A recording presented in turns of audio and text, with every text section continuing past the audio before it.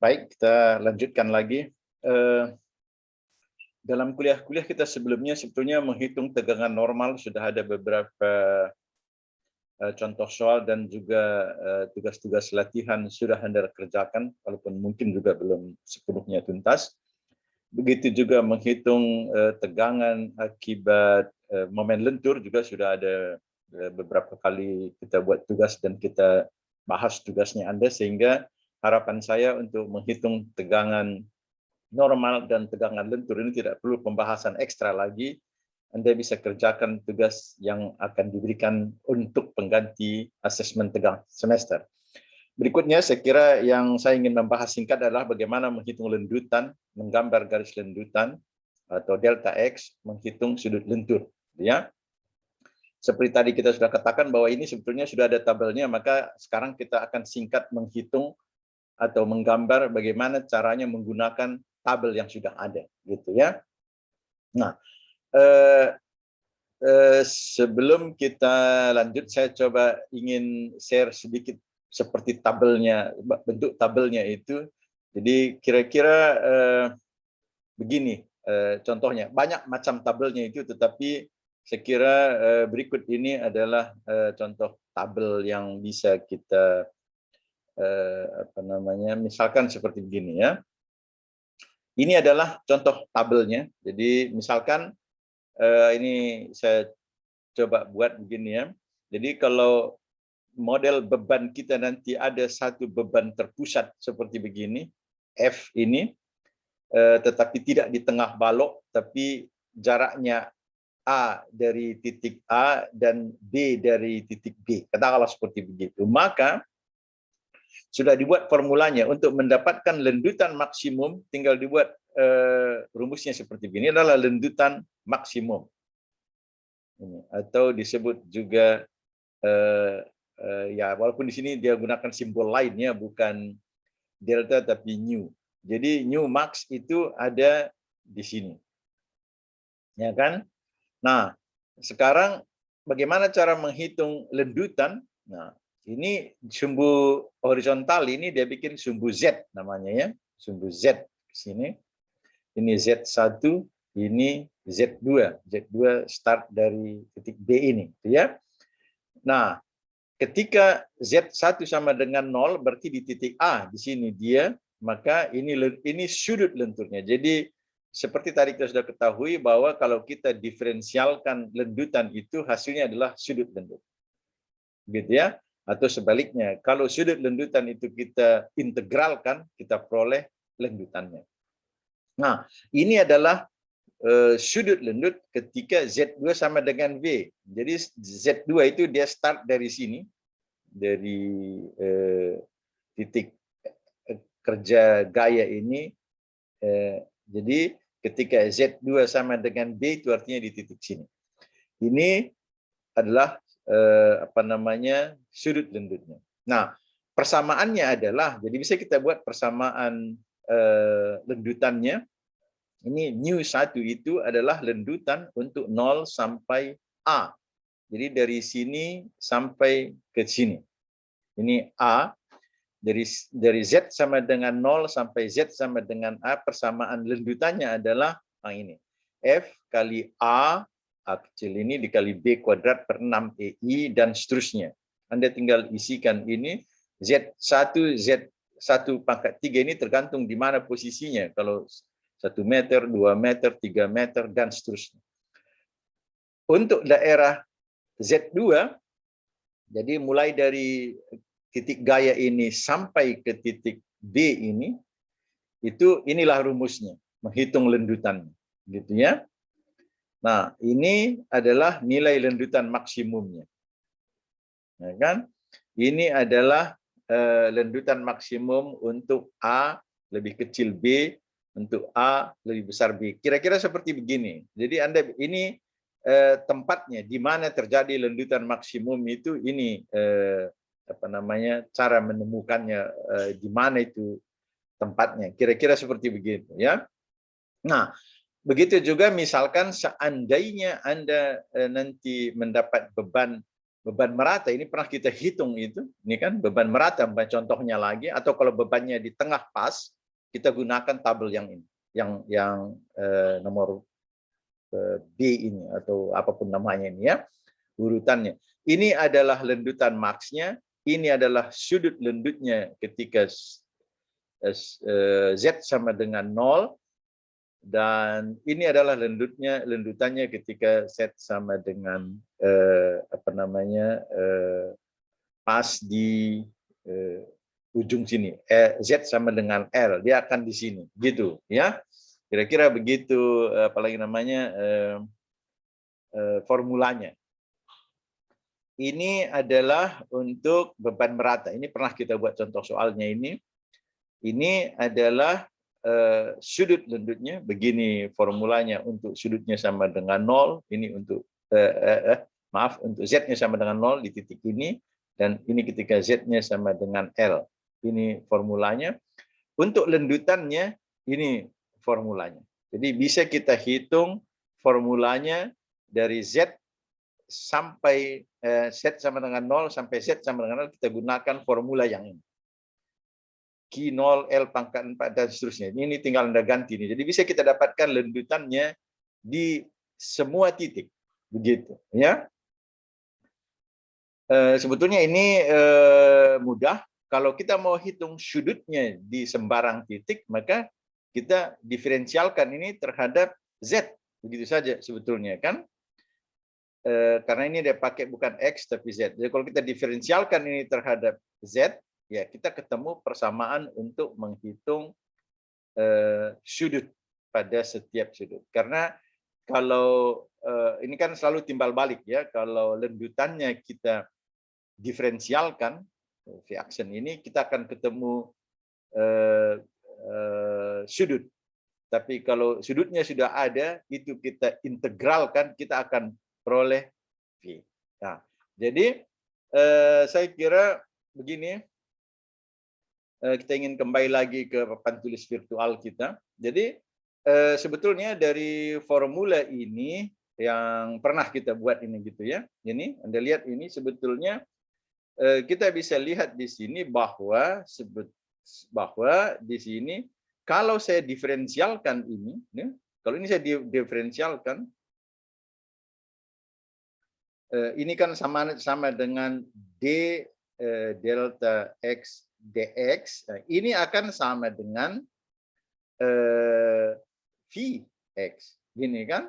Sementara kalau saya integralkan Vx dx, ini hasilnya adalah delta X, gini. Jadi inilah yang bisa kita utak-atik tadi. Tadi kalau ketika di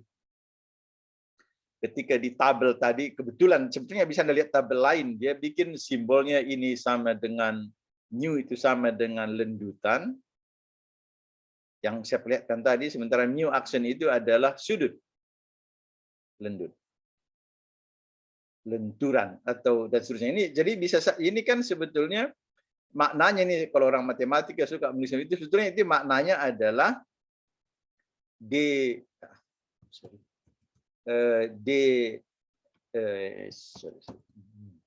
mu dibagi dengan dz gitu ya, karena ini tadi kebetulan dia pakai semua fungsi z gitu ya, dia pakai garis horizontalnya itu z bukan x begitu ya. Jadi sama saja kalau kita tadi menggunakan simbol x ini, maknanya karena yang mendatar begini kita bikin x gitu ya, yang ke sana lendutannya atau sudutnya.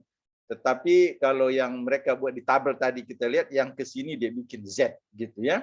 Anda lihat tadi di tabel seperti begitu. Nah, mungkin ada masih bisa bayangkan tadi tabel, karena ini saya tidak bisa copy ke papan tulis virtual kita ini tabelnya. Jadi yang bisa kita bikin contoh adalah seperti begini. Seandainya Anda mendapat beban, misalkan saja kebetulan sama dengan yang tadi. Jadi misalkan ada balok, kita kira-kira seperti begini, kemudian di sini roll, gini. Nah, tahu-tahu di jarak A ada, tahu di sini ada gaya F. Kita buat contohnya seperti begitu ya. Di sini ada gaya F. Kemudian sepanjang balok ini ada gaya merata sebesar Q. Jadi ini katakanlah seperti begitu ya. Ini merata terus ke sana.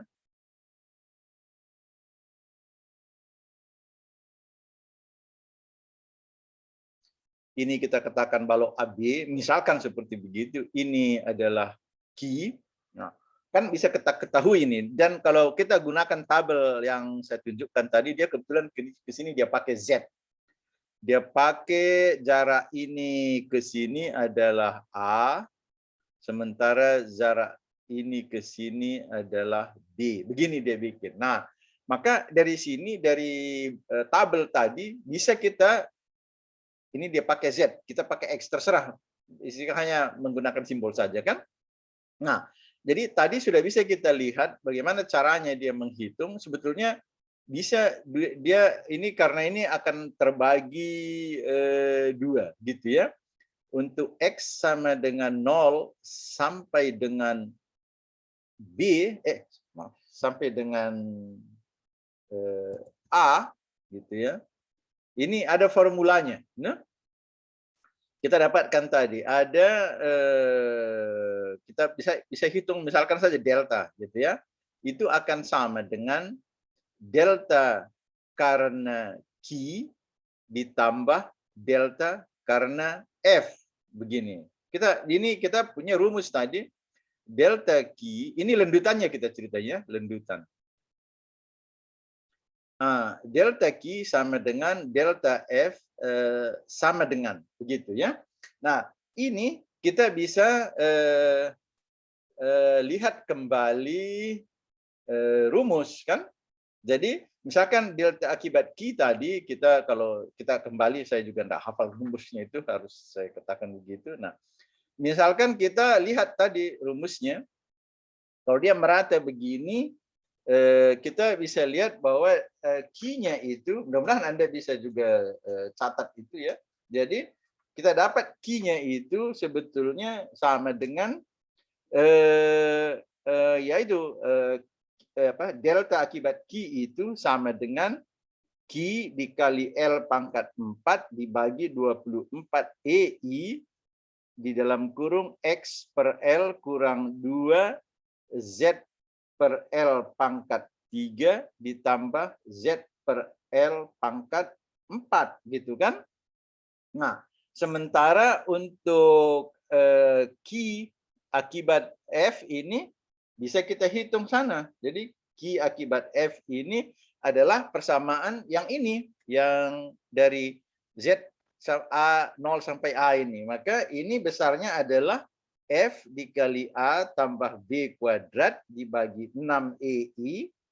Nah, dalam kurung lagi kita buat 1 kurang L per B ditutup kurung dikali dengan X per L gitu ya, ditambah X pangkat 3 per A kali B kali L.